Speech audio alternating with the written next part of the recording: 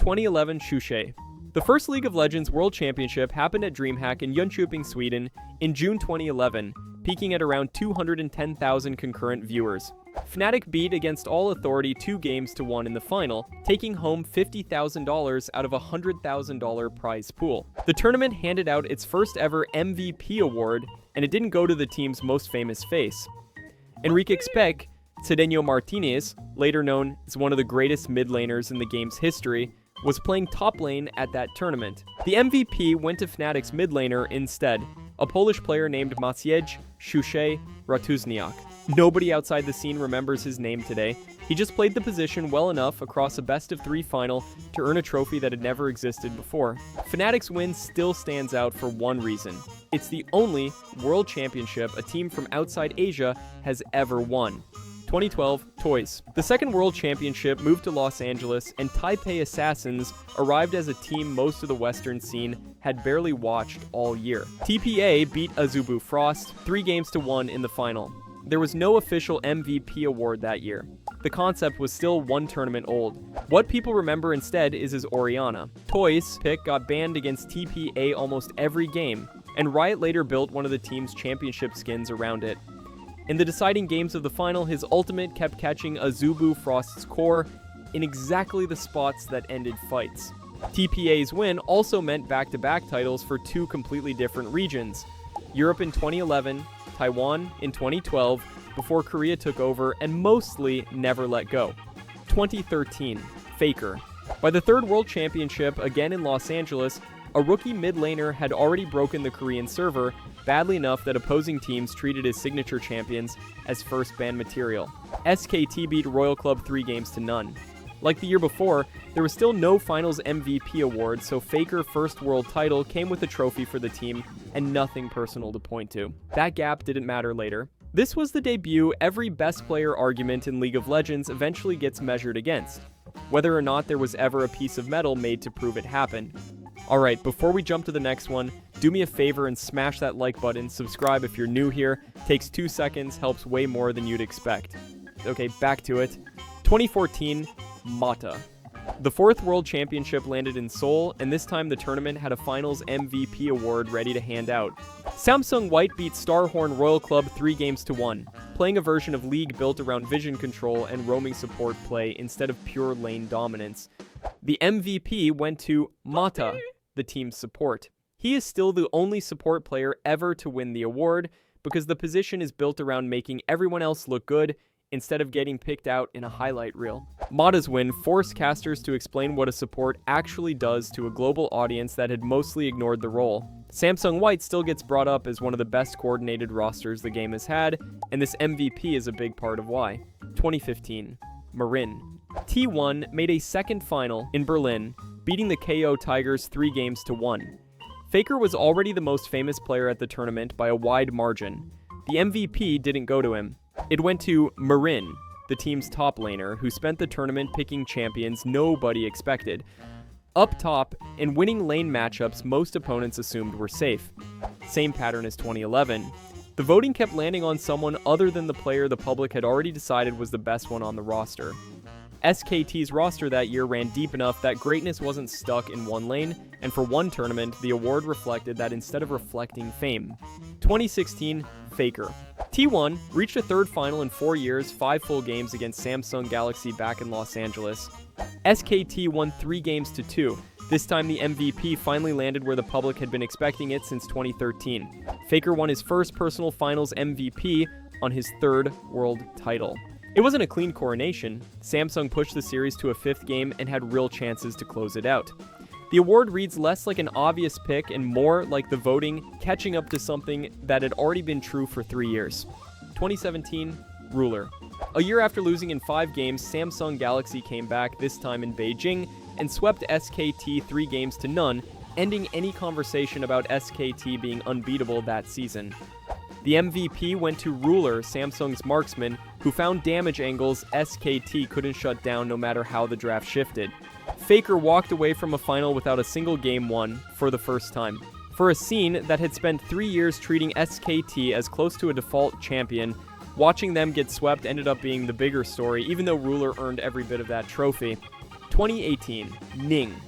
The tournament landed in Incheon, and for the first time, a Chinese team won the whole thing. Invictus Gaming beat Fnatic 3-0, closing out a season that had been building toward this for years. The MVP went to Ning, Invictus's jungler, not to the Shushei, the top laner most casual fans actually remember from that roster. The Shushei's aggression got the highlight reels. Ning's jungle pathing and objective control is what let that aggression work without the team falling apart on the map. China's first world title needed both, and the award landed on the less famous half of that equation. 2019, Tian. FunPlus Phoenix swept G2 Esports 3-0 in Paris, in a final that never looked competitive once it started. The MVP went to Tian, FPX's jungler, not to Doan-B, the mid laner whose off-meta picks and constant talking made him the tournament's most talked about personality. Doan-B got the interviews and the memes. Tian got the trophy, largely by playing a jungle role built to set up exactly the picks Doan-B was known for, clearing the path for someone else's highlight reel instead of his own. It's a pattern that keeps showing up on this list. The loudest player and the actual MVP are frequently two different people. 2020, Kingen. The 2020 World Championship happened entirely in Shanghai, under heavy COVID restrictions, with a reduced, socially distanced crowd of around 6,000 since international travel had shut down almost everywhere that year. Damwon Gaming beat Suning 3-1. The MVP went to Kingen, Damwon's jungler, not to Showmaker, the mid laner most fans point to as the team's defining star. Kangen's jungle diff across the tournament is still cited as one of the widest gaps between one player and the rest of the field the event has produced. Showmaker had the flashier stat line. Kingen had the advantage state that let Damwon's whole map open up. 2021, Scout. Worlds 2021 happened in Reykjavik, another pandemic-era location, picked partly because Iceland could actually host international travel that year. Edward Gaming beat the defending champions, DWGKIA 3-2, in a final that swung back and forth hard enough that neither team ever looked fully in control. The MVP went to Scout, EDG's mid laner, on a team that wasn't seriously favored going in. Beating the reigning champion in a 5-game final behind a mid laner nobody had pegged as the likely MVP a few weeks earlier made 2021 one of the least predictable finals on this list. 2022, Kingen. DRX started that year's Worlds in the play-in stage, and by the time they reached the final in San Francisco, almost nobody outside their own fan base expected them to be there at all. They beat T1 3-2. The MVP went to Kingen, DRX's top laner, on a roster built around Deft, a veteran marksman who'd been one of the best players in the world for close to a decade without ever winning a world title. Deft finally got his championship that year, on the most unlikely run the tournament has produced. The trophy for best individual performance went to his teammate instead, which barely registered next to the run itself. 2023, Zeus. T1 swept Weibo Gaming 3-0 back in Seoul 7 years after Faker's last world title. Long enough that plenty of fans had started wondering if a fourth one was still coming at all. The MVP went to Zeus, T1's top laner, barely out of his rookie season. Not to Faker, who was chasing the championship everyone outside the actual voting had already framed as his story to close out. Faker got his fourth title that night. The trophy went to the newest player on the roster instead. 2024, Faker. T1 beat Bilibili Gaming 3-2 in London, winning Faker his fifth world title and his second personal finals MVP 8 years after the first one in 2016. No other player in the tournament's history has won that award twice with that much time between the two wins. By 2024, Faker was 28, old by competitive league standards, still playing at a level that kept T1 in contention for a title most of the scene had assumed was behind him. The second MVP wasn't a nostalgia pick. T1 needed him to actually perform across a 5-game final against a team that pushed them further than the scoreline suggests. 2025, Gumayusi. T1 beat KT Rolster 3-2 in Chengdu, winning their 6th World Championship overall and their 3rd straight, a run no team had managed since the tournament began.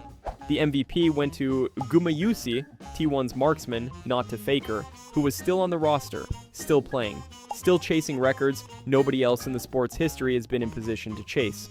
14 years after Shushei won the very first MVP award over a more famous teammate, the pattern that opened this list closed it too. The best individual performance in a T1 championship run in 2025 still didn't belong to the most famous name on the team. Zeus is the curator of the sands, the greatest strategist Shurima ever produced. Renekton is the butcher of the sands, the Empire's most esteemed champion. They're brothers. They ascended on the same day, through the same sun disk, and today one of them is hunting the other across the desert with the intent to kill.